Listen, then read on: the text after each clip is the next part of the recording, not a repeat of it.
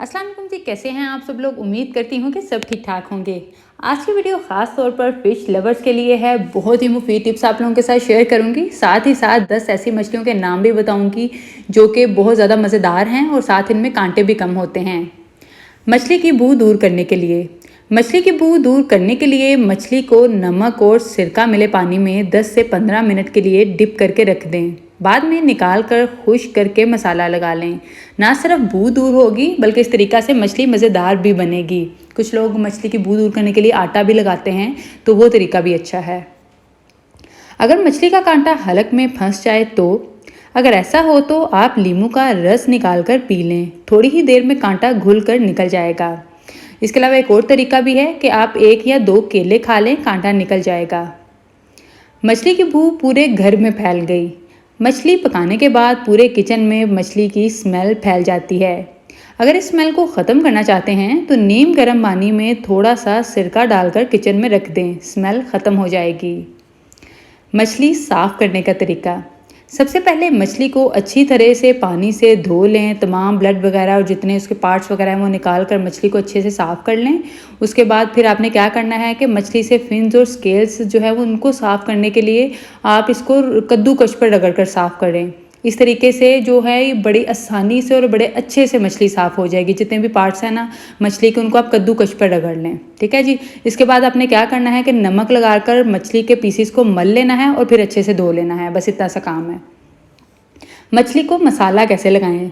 मज़ेदार मछली बनाने के लिए सबसे पहले मैं इसकी मैरिनेशन बता देती हूँ, फिर उससे मतलब टिप्स बताती हूँ।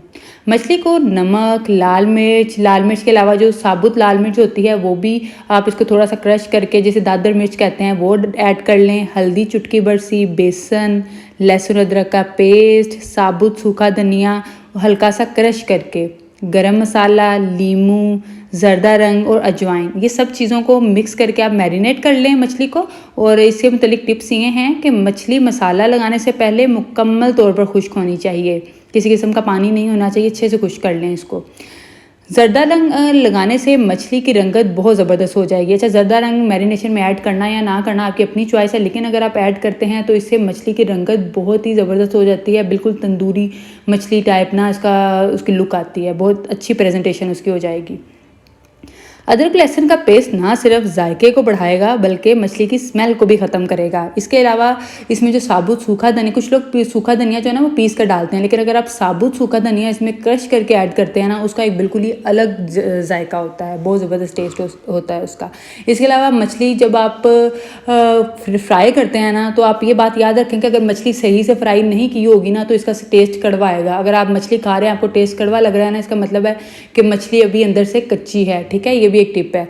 और मछली का पानी खुश्क हो गया कि नहीं, इसको चेक करने के लिए आप मछली को दबाकर चेक करें। अगर चटखारे निकलें तो इसका मतलब है कि मछली में अभी पानी है। ठीक है।